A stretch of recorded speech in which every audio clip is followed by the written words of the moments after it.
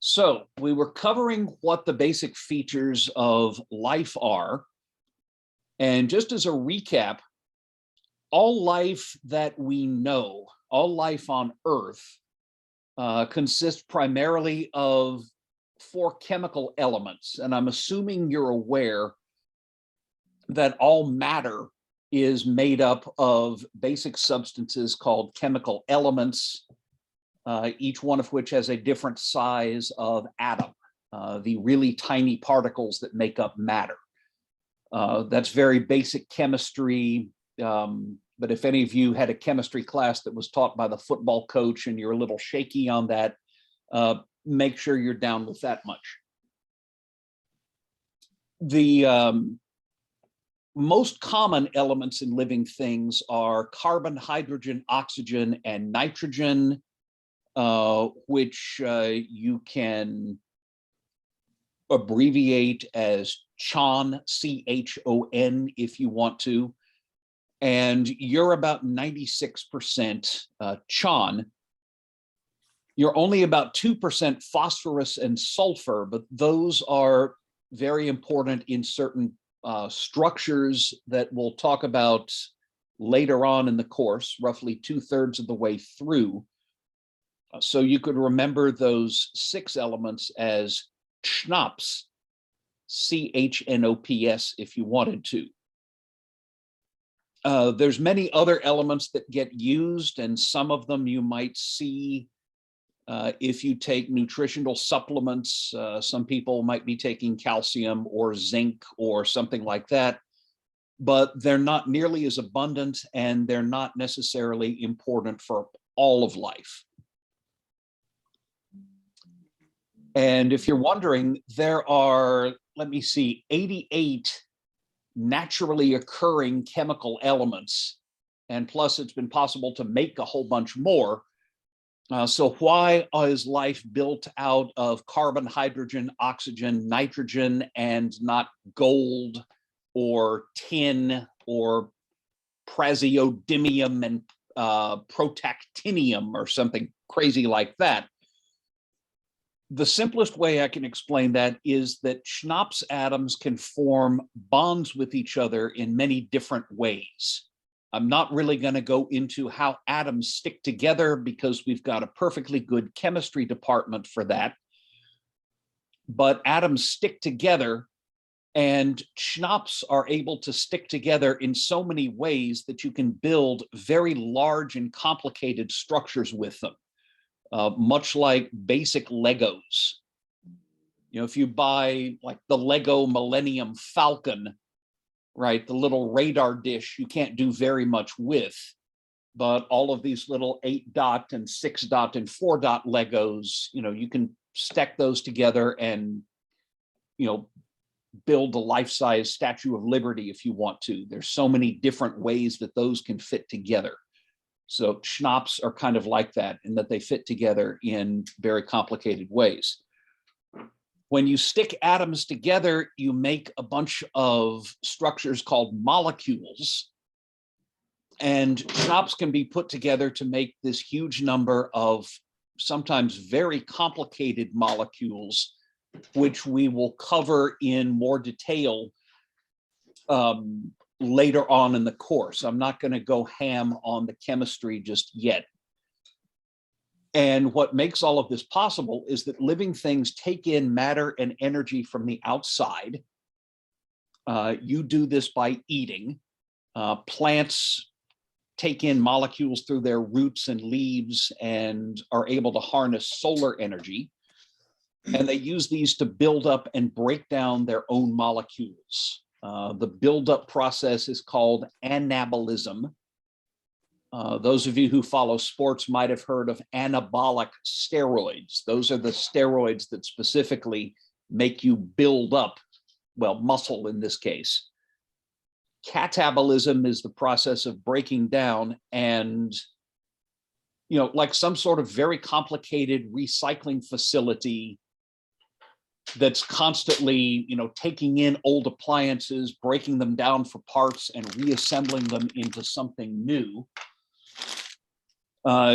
living things do much the same thing, taking in complex molecules, breaking them down, and reassembling them. And the whole process is called metabolism. It's like meta. Mm-hmm. There, yes, my love. Sorry, my wife's in the room. The really complicated molecules we can divide into four basic types: carbohydrates, lipids, proteins, and nucleic acids. We'll talk more about these in agonizing detail later on in the course. I'm not going to hit it really hard now. Proteins, you might know. Proteins do a lot of things in living cells. Nucleic acids include things like DNA and RNA. You might have heard of RNA because the COVID vaccines are made of it. Lipids includes fats, waxes, and oils. Carbohydrates include sugars, starches, cellulose, things like that. We will be talking much more detail about proteins and nucleic acids in several weeks, but let's not get ahead of ourselves. All right. That's where we ended on Monday. Today, I'll point out that organisms are made up of one or more functioning subunits called cells. And cells, okay, someone asked, what are protein examples? Proteins do a ridiculous number of things in living systems. Your hair and fingernails are made up of proteins called keratin. Proteins in your muscle called actin and myosin, and actually a whole bunch of others, make it possible for your muscles to contract. A protein called insulin regulates blood sugar levels, and if you can't make that, you're diabetic. Proteins like hemoglobin in your blood cells transports oxygen. Proteins called enzymes break down your food and also put molecules back together. Proteins do a crazy amount of stuff, and we will hit them about 2/3 of the way through. But yeah, that's a big question. Okay, living things are made up of one or more subunits called cells. There are some living things that are made of just one cell. You are made of roughly 37 trillion cells, give or take, although you're constantly losing dead cells and gaining new ones just as a part of regular growth and maintenance. Each cell can individually carry out metabolism, and each cell stores what we call genetic material. That's that DNA stuff that we'll talk about halfway through. And every cell is bounded by a barrier that separates the inside from the outside. It's called the plasma membrane. And cells can take in atoms and molecules that they need, but at the same time hold together and exclude atoms and molecules that they don't need. This picture is of something that you're going to see in the second lab, not next week, but the week after that. It's the leaf of a water plant called Elodea. And you'll see it looks like it's made of these very long bricks. Each one of those bricks is an individual cell. And I've just outlined one of them. And inside these cells, there are substructures called organelles that we will talk about later.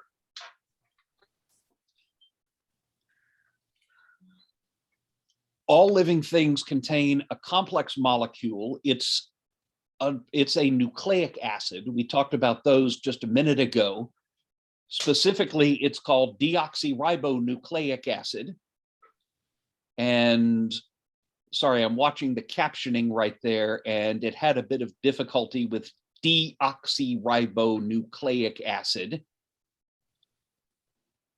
Okay, not the oxyribo, deoxyribo with the letter D. Okay, it's still confused as all heck. For short, you can call it DNA. DNA is capable of carrying information in a coded form. And we'll talk how that code works about halfway through the course. And that coded form of information transfer, we call the genetic code, carries information about what a living thing is and what it's able to do. You look the way that you do, and you're able to do the things that you do because you have DNA that enables you to do them. DNA that essentially programmed the fertilized egg in your mama's tummy to develop into the fine, upstanding human being that you are now. And using that code, using DNA to encode information, living things pass their features on to the next generation. And we call that phenomenon heredity. You look more like your biological parents than you do like some random dude off the street because of heredity. What you got from your biological parents was DNA that caused your little fertilized egg way back about 20 odd years ago to develop into the person that you are with the features and form that you have. And this is something all living things can do. And again, we will get into this in agonizing detail sooner than you think, but not for another few weeks. Living things can monitor their own internal processes to keep their insides in a balanced state, kind of like this guy balancing on a unicycle while juggling flaming torches. Who clearly did not get very good job counseling advice in high school. By way of example, your body is able to maintain a pretty steady internal temperature, averaging 98.2 degrees Fahrenheit or 37 Celsius. If you get cold, you can generate heat to warm up. If you get hot, you can radiate heat to keep cool. It doesn't, there are limits to how efficient it is. You can still freeze to death or die of heat stroke or something like that. But within limits, it works pretty well to keep the inside of your body pretty stable. You have similar regulatory systems that maintain a stable blood pressure, a stable balance of salts, a stable pH, that means how acid or alkaline the inside of your body is, and so on. And that ability to maintain this internal stability is called homeostasis.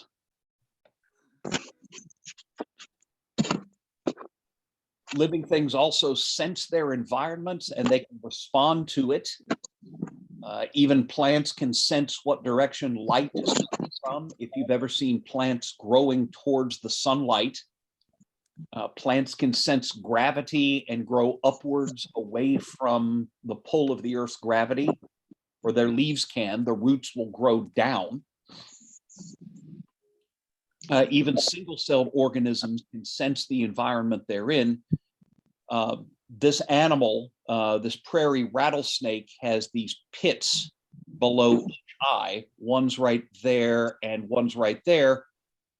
Those actually detect infrared radiation, which is given off by warm things, which is how this rattlesnake can strike and kill mice in the desert in the middle of the night. They're also sensing molecules in the air by flicking their tongues out. The snake is literally tasting the air, and they're able to find prey that way. Yeah. Living things in a population have features that are common to all of them, and those features can shift over multiple generations in response to changes in the environment. And we call that change not over one lifespan, but over many. We call that change evolution. All evolution is biological change over time. Evolution's able to happen in such a way that populations adapt to the environments that they're in And species that can't do that sometimes end up like old Tyrannosaurus Rex right here and go extinct. And we've got that coming up pretty soon. And then last but definitely not least, every living thing lives in an environment. Every living thing is affected by non-living factors in its environment, which might be the amount of light or the temperature or the presence of water or the presence of nutrients or whatever it might be. And every living thing is also affected by other organisms living in that environment. And the interactions between different organisms can be extremely complicated. Organisms sometimes help each other, sometimes damage each other, sometimes interact in neutral ways. Sometimes they interact positively, like this flower that's giving pollen and nectar to a bee in exchange for the bee spreading the flower pollen and enabling the flower to reproduce. There's no such thing as a lone organism. Organisms interact with each other. Yeah, somebody's mic is on, so okay, thank you. Sounds like it's gone silent. There's no such thing as an isolated organism that does not interact with, that is not affected by any other living thing. Organisms live in what we call ecosystems, and we'll talk about those at the very end of the course. So I pretty much told you everything that we're going to cover in here, with one more thing, is that there is a ridiculously large number of different varieties of living thing. If you look at the mammals, for example, we actually know of about 5,500 different species, different basic types of mammal. If you were curious, over 1,000 of those are rodents. About 1,000 of those are bats. The rest include everything from whales and dolphins to dogs and cats to black-footed ferrets and African tenrecs and Australian wombats and wambangers. Those are all real. About 5,500 known mammal species. There's about 10,000 different species of birds, ranging from ostriches to robins to black-capped chickadees and scarlet tanagers. 25,000 or so known species of fish in the world's oceans, lakes, and rivers. Almost 1 million known species of insects. Almost 100,000 known species of arachnids, that's spiders, scorpions, ticks, mites, and amblypygiid whip scorpions, one of which was featured in Harry Potter and the Goblet of Fire as the poor thing that Mad-Eye Moody used to demonstrate the unforgivable curses.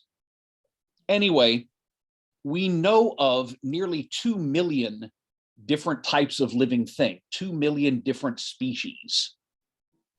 And we keep finding new ones all the time. We know that we haven't found all of the different types of living things that are present on this planet. We're not even close. It's hard to count things when you don't really know how many there are. It sounds like kind of a weird sentence.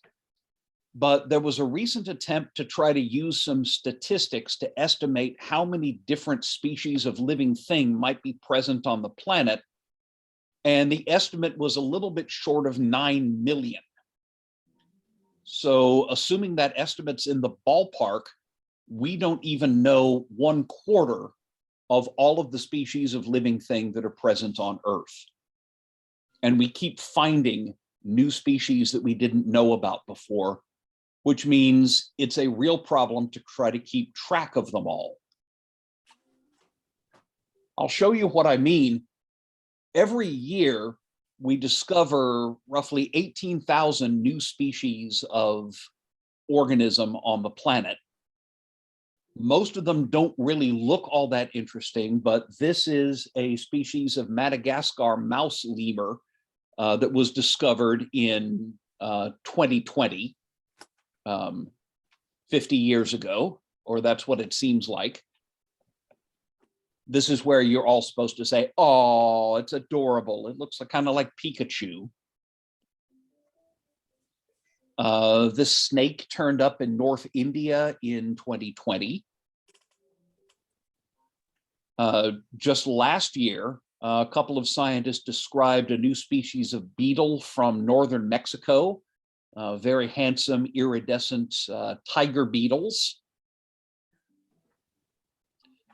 And in 2021, word came to the scientific community of what may be the world's smallest lizard, a tiny chameleon native to decaying leaves on the floors of the forest of Madagascar. These may have been featured in the movie Madagascar, but you couldn't actually see them. So how do we keep track of all of these things? Well, we have to come up with some way of naming them, or some sort of code that we can use to refer to them. And that's not easy to do in ordinary language. Even in regular old American English, one species or type of animal may have multiple names. This is one that you can catch around here. They fight really well and they taste pretty good when breaded and deep fried. And those of you that grew up fishing, typically about half the students who know their edible fish in any given class will call this thing a brim, and about half will call it a perch. And some people might refer to it as a bluegill, and some might refer to it as a sunfish. Which is it? It's talking about the same fish. Which name should we use? We don't have a standard name for this fish in American English. Sometimes the same name gets used for very different species. Some people would call the fish up at the top a sunfish, although others call it brim or bluegill. Brim is what my dad always calls it. But the fish down below, which lives in the ocean and has this exceptionally weird shape that makes it look like a giant fish head swimming around by itself, is also affectionately known as the sunfish. So if I tell you I saw a sunfish, am I talking about a very tasty 2-pound fish that tastes really good if you fry it? Or am I talking about a giant, bizarre, severed fish head swimming around on its own in the middle of the ocean? They're both called sunfish. Common names in ordinary English also aren't stable. This is a deep sea fish. And in the late 1970s, it started appearing on the market. It started getting commercially fished and served in restaurants. And its original name in English was the slimehead. You can see it's a pretty accurate name. It looks like there's a lot of slime on that head. Well, restaurant owners and seafood marketers realized that nobody was going to want to eat a fish that was called the slimehead. So they came up with the name orange roughy. I've seen frozen orange roughy fillets at Kroger. You could find frozen orange roughy in any good sized supermarket. But orange roughy was just coined back in the 1970s. Names are sometimes altered. Sometimes they're deliberately altered as part of marketing efforts. The same is true for Chilean sea bass. Nobody ever called it that until it started getting fished commercially. Before that, it was referred to as the Patagonian toothfish. Tooth, not two fish, tooth with a tooth with a th at the end. Okay. All right, the transcriber is acting weird. It's Tooth, fish. Anyway. Tooth, stupid. All right, whoever is using the notes that are transcribed, I apologize in advance. And then remember that we don't all speak exactly the same language in different English-speaking countries. So if you're in North America, if you're in the US or Canada, the bird on the left is called a robin. And you see these all over the place. You know, you can see them in my yard, you see them on campus. Everybody's seen robins at some point. If you're British, the bird in the center is what you call a robin. And in Australia, the bird on the right is a robin. Now, they all do happen to have red or orange breasts, but other than that, they don't have a lot in common. For example, in Britain, robins are symbols of Christmas, and you see them on Christmas cards. The American robin on the left is more associated with spring. We don't think of our robins as being particularly Christmassy. They're active at different times of the year. They're different sizes. They feed on different things. They've got different songs, different habitats, and so on. So they're really different birds, except that they happen to have a lot of red on them. So they're called robins. But remember, science is an international endeavor. And if I'm talking with a British scientist and we're talking about birds, and I say, you know, I've made certain observations on robins, he may not be clear on what I'm talking about. And it gets worse when you remember that science, being truly international, has to cross language barriers. So this fish, if you're talking with scientists from other countries, might be a crape arlequin, a mojarra oreja azul, a bloyel sonnenbausch, a burugiru, or a sinje jaberni solnichnik. There, take that, automatic transcriber. A brutal giggle. No, a bloyel sonnenbausch, not a brutal giggle. Sorry, I'm watching the live transcription and it's just surreal. I'm sorry. I don't know if this is helpful. And I can't even tell you what it says in Korean and Chinese. So how are we all going to understand what the heck we're talking about? Okay, I told you I teach with a lot of case studies. I also mention scientists of the past. And I don't do this because I want you to memorize details of about a bunch of dead white dudes.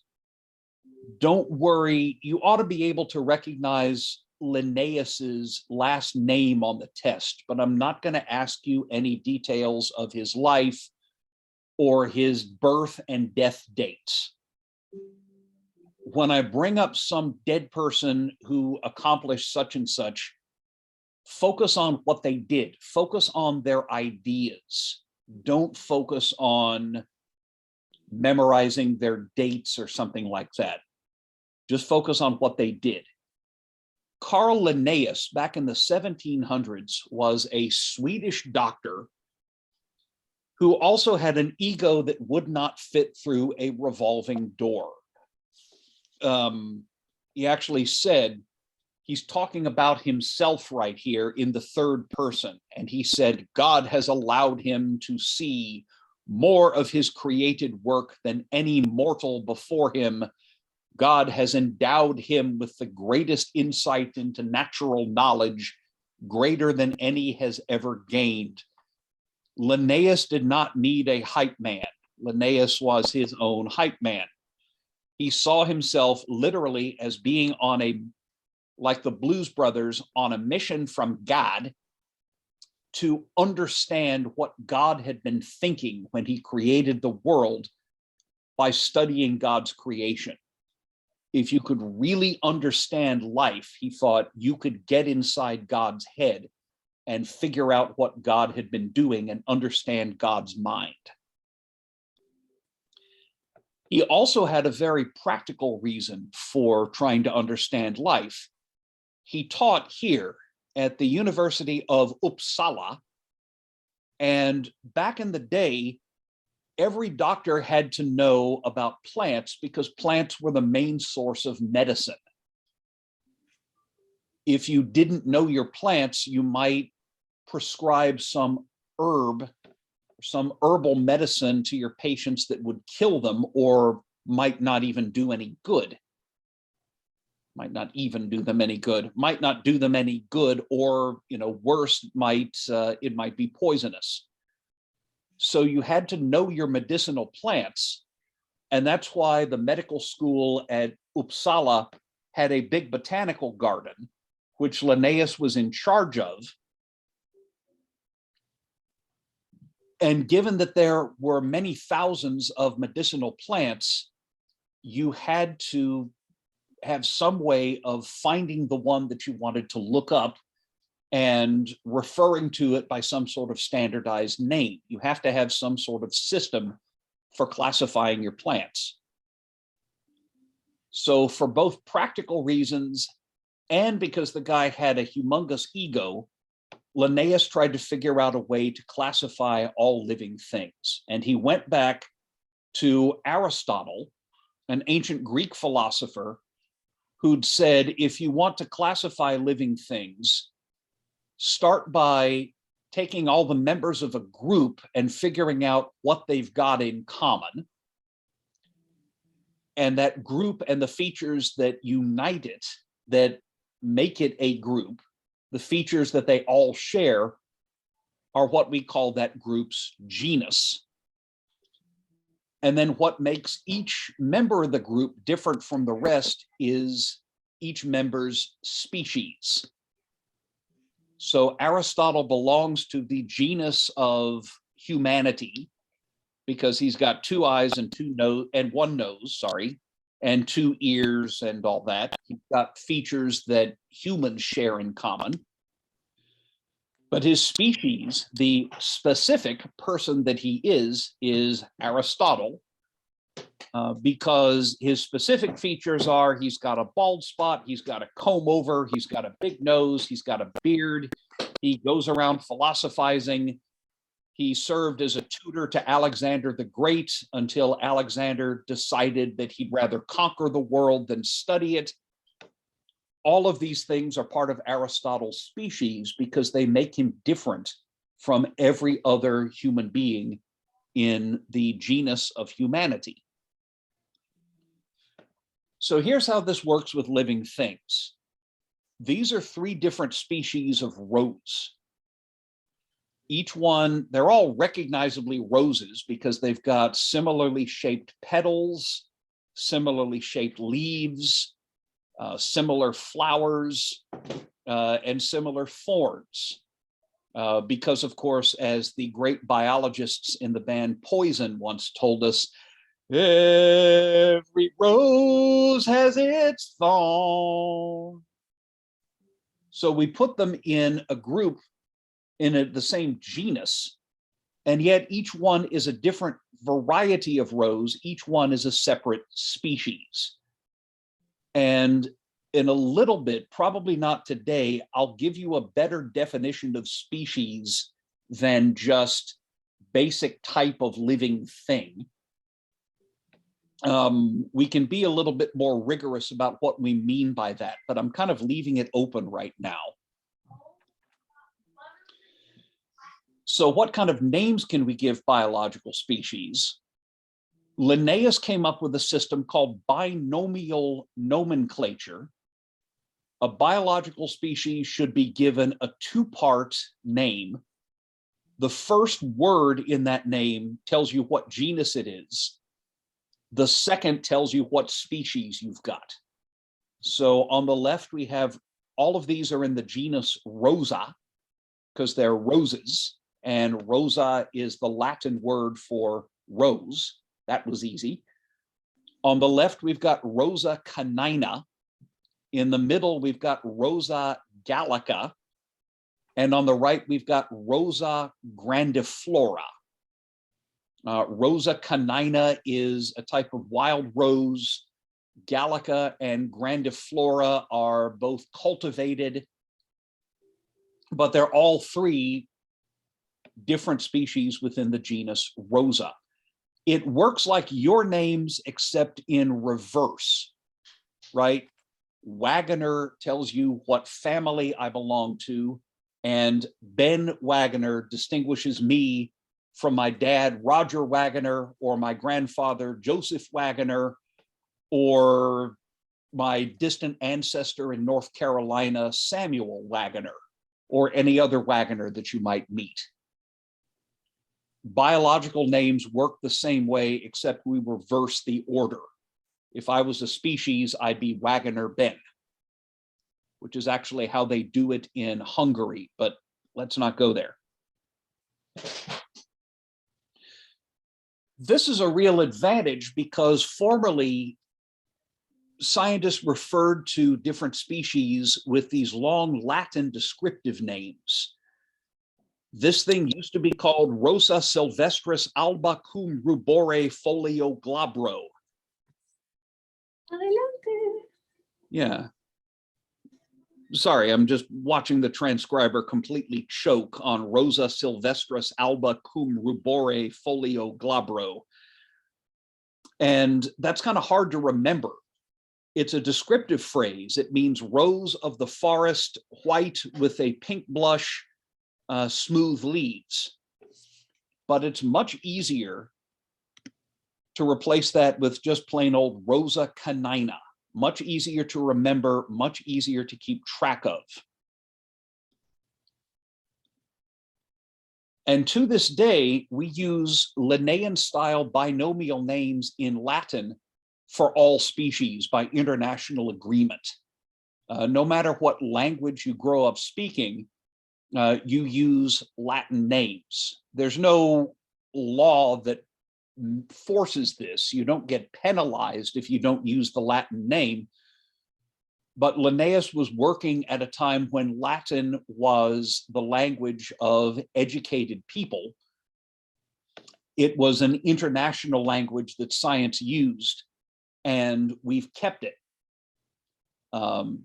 So instead of worrying about whether this thing is a bluegill or a sunfish or a brim or a Bloyal Sonnenbausch or a Sinje Jaberny Solnichnik, that's what that Russian says, or a Crape Arlequin or Mojarra Oreja Azul, it's Lepomis macrochirus. If I had to talk to somebody from another country, speaking another language about fish, I'd call it Lepomis macrochirus. Even if other scientists aren't familiar with this fish, they would at least know where to look it up. This is what you could type into Wikipedia or look up in the index of a reference book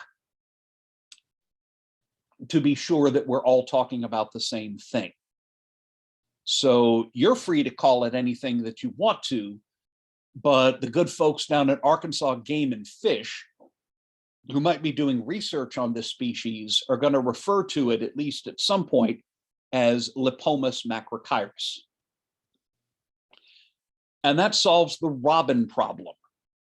If I had to talk with a biologist from Britain, instead of talking to him about robins, I would refer to Turdus migratorius. Turdus sounds funny, but it just means thrush type of bird. And his robin is Erythacus rubecula. And if an Australian joins in the conversation, the Australian robin is Petroica phoenicia. And again, I might not automatically know all of those names if I'm not a specialist in birds, but at least I would know where I could look these up. I mentioned that the names are technically in Latin. Latin's a very flexible language, and it's possible to borrow words from any language or even create made-up words in Latin.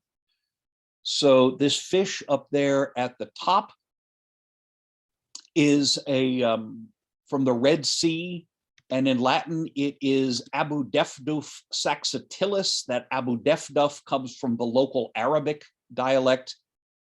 Ginkgo biloba comes from Chinese, but the names must be spelled and pronounced in the Latin alphabet, and they have to follow some very boring rules of Latin grammar that we're not going to get into. And if two species accidentally get the same name, there are rules to decide who keeps it and who is renamed. But species names have to be unique. And I'll stop the recording right now.